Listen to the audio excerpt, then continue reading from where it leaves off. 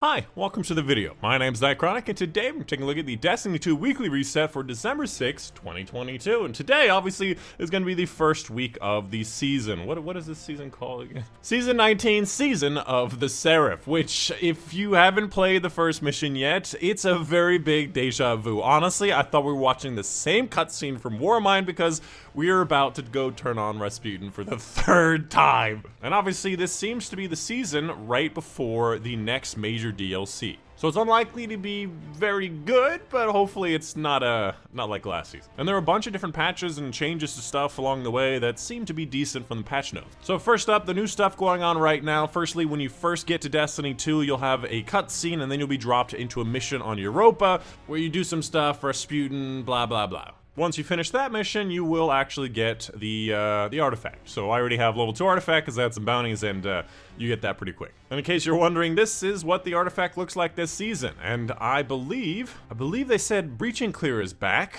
Is this the new Breaching Clear? It's just Weaken Clear? Oh, this is a dumbed down version only for champions. Huh. I am excited. We have Unstoppable Hand Cannon back, yes! And because I'm here, I just want to go ahead and check out the new submachine gun, which is a 900 RPM 38 magazine. Seems to be filling a lightweight frame-esque kind of thing, and has some decent perks here, and of course, the exotic perks. Dealing damage while grounded charges anti-grav repulsors, and dealing damage airborne extends the anti-grav repulsors. I assume it just pushes people away and charges that push. And dealing damage while airborne increases the weapon's damage output. Ooh. Again, I guess leaning into the whole idea of airborne effectiveness and trying to be airborne and give people stuff that they can do airborne, which it does have a recoil direction of 100, which is perfect. Airborne effectiveness is 30, which is not very high, but you could obviously have a lot of exotic armors that help this. And otherwise, really good handling and stability and aim assistance and range is pretty decent for this kind of submachine gun. I'm not sure where this is gonna be, but it seems like fun.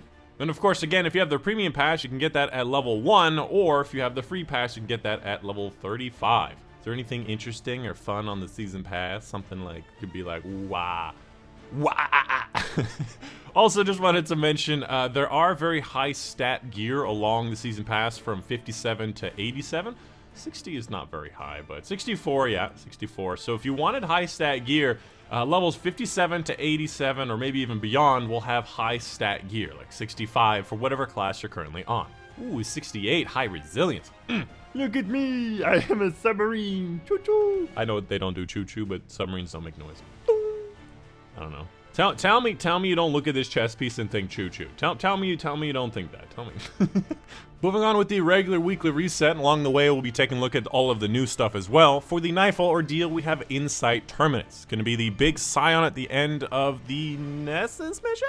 I don't know why my voice just got so high, but I think that is the one, and of course 100k is probably going to be Legend. Keep in mind that Legend is 1580, and of course, on top of that, keep in mind that your level probably went down since last season, although I'm 1580 pretty much across the board other than this bow. For the Vanguard playlist burn, it's going to be Arc Singe. Crucible did have a number of different changes. Specific patch notes, you'll have to check them out because there's a lot of funky details, but competitive got a big overhaul. Glory has been retired, and they now have a new system with like copper, bronze, silver, gold, etc., which also gives you a bonus to your Vanguard ranks. So if you want to just get bonus Vanguard Valor, you can actually do competitive, and then of course play Valor. And to get this started, you have to talk to Shax, which is obviously going to be on the little radar right there, which I'll go do that right now. But you just go to him, you click a few things, you say, hey, look, I talked to him, and of course, you get started with the competitive playlist stuff. And on top of that, you can focus decoding engrams. I don't know if this was possible before, but you can focus these. I think this is new because the Crucible gear engram is new.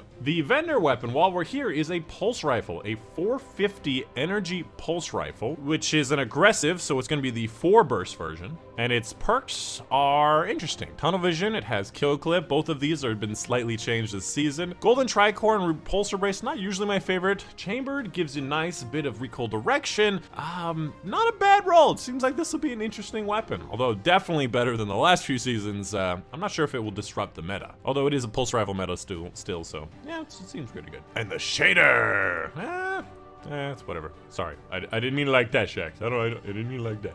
And furthermore, I heard that Crucible Labs will also give you a bonus. Yeah, so Crucible Labs has a 25% bonus to playing it, so you actually play their Crucible Labs garbage. Okay, maybe garbage is a little harsh, but sometimes it's like, ugh. And Rift has its own playlist. For the King's Fall Raid Challenge, which by the way is still a pinnacle reward and still 1550, is going to be Devious Thievery. And if I remember this correctly, this is going to be the second encounter on War Priests, and essentially whenever you kill the knight and you pick up the buff and then trade that buff, that has to be within around 5 seconds of each other. So you basically just sit there next to the knight or the knight's little buff and you wait until you're 5 seconds out. The rotating raid in dungeon is going to be the Last Wish raid and the Shattered Throne. Oh, they did! Okay, I was just going to take a look at the patterns. They did, in fact, add the Deepstone Crypt weapon patterns, so you can actually go to the DSC and get weapon patterns for all the weapons that are available in that raid. I don't know if they have new perks on them for the new crafted, because sometimes they do that when they come out with a new version. And furthermore, obviously they have a few new seals. First of all, I think they retired the Unbroken seals. They also have a new one that's just called the Crucible one, or at least I believe this is a new one. Which I assume is going to be able to have those, what are they called, the better versions of them where you get the seal again. And furthermore, obviously we have the Seraph Triumph stuff, which looks like this, and of course we have the Moments of Triumph, which will be starting on February 28th, which I assume is going to be the next expansion. That's really far away. But apparently I have a lot of the things unlocked already. I guess we can get started on a lot of this stuff along the way. How is this even possible? Of course I've finished the campaign many times. On Legend! I have Lorelei, the basic Lorelei to prove it! Up next, let's take a look at the Week 1 seasonal challenges. First one's going to be completing the main quest line, and you get one of the upgrade things that you'll be using on the upgrades. This one's going to be the Heist Battlegrounds playlist, or the Legend Heist Battleground playlist. Open the Seraph chests and defeat powerful Hive combatants. I assume this is the seasonal activity. Defeat combatants with stasis or arc damage in Heist Battleground. Getting kills with bows or linears and precision. On the moon, doing a bunch of different things. Complete weekly playlist challenges, which are going to be those yellow things. Whenever you go to the map, it'll say challenge in yellow. Calibrate long-range weapons, pulse, bow, trace on the moon. Completing gambit matches. Ugh. Sorry, something in my throat. Score points in Rift, bonus progress awarded from igniting Rift, defeating Hive and Vanguard playlist. And in case you don't know, until the next major expansion, you can still do some of the stuff from the previous season. So there's that last little upgrade point, which I can still do from a previous season, and this is also true for the other ones as well. Up next, let's take a look at Eververse's inventory, all of the new fancy stuff as well. This is the new armor set. Oh, it's very shocky.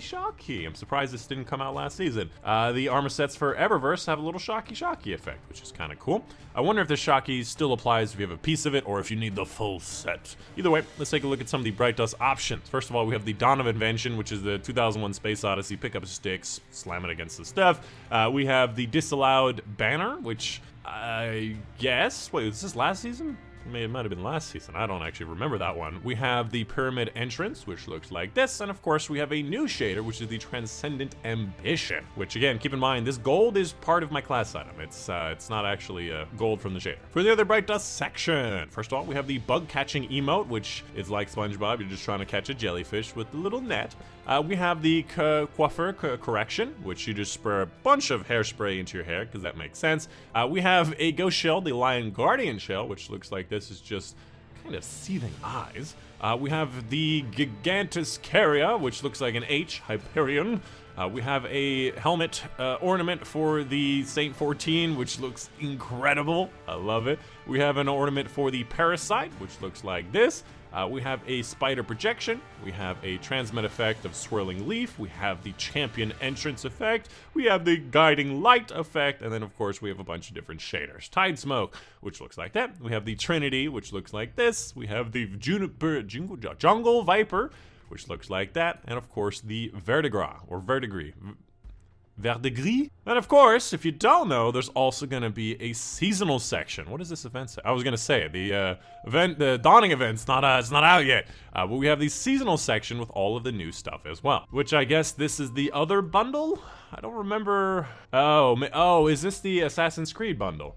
I think this is the Assassin's Creed thing, because they had an Assassin's Creed crossover, and this might be the Titan version. Other than that, there's a bunch of different random bundles that are on screen. You can take a look and see what you'd like to see. You got a bunch of different finishers. You have an ornament for, what is this? Oh, apparently this is an ornament for the helmet that should match up with the falling star, which apparently if you could equip both of them at the same time, there's a little shocking effect. Don't we also have a Falling Star class item? Are they gonna give us a full set over the years? Other than that, a bunch of different emotes that are all probably pretty straightforward.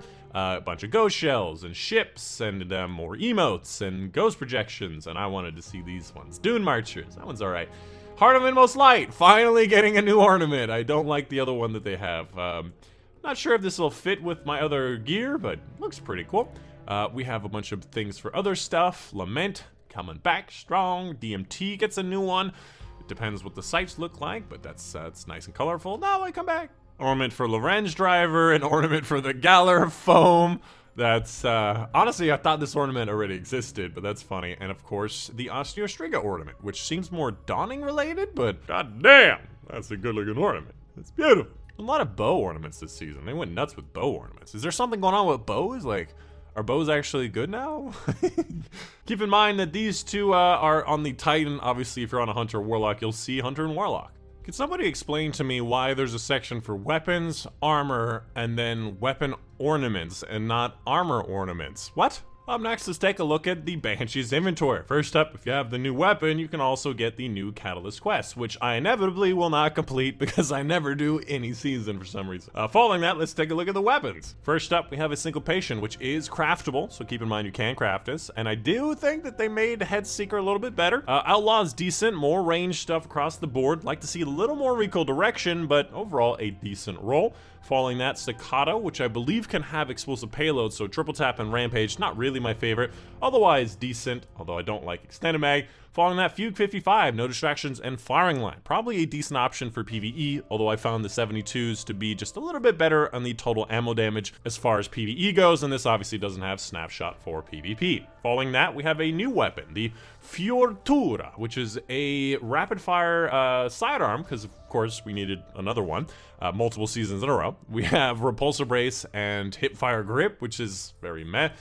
Following that, we have the Palermo B, which is also craftable, ensemble, and chain reaction. No impact casing. It's definitely a lot better with auto-loading and explosive lights. And of course, finally, we have the Taipan, which is a field prep firing line. God damn!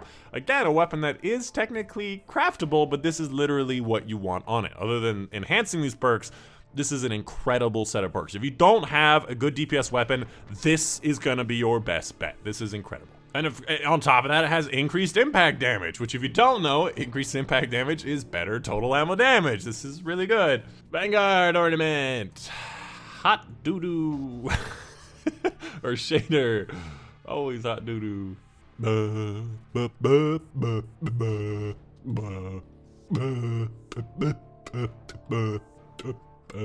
And of course, I want to give a big thank you to some of my patrons on Patreon. Specifically, big thank you to Mom, Dad, Kip Shaw, Robert Schreier, Monday, City Barkers, Juno Panther, Case Reagan, and Marcus Lever for that support on Patreon. And that's it. Hope you guys did enjoy. My name is Dychronic, and I'll see you guys on the next one.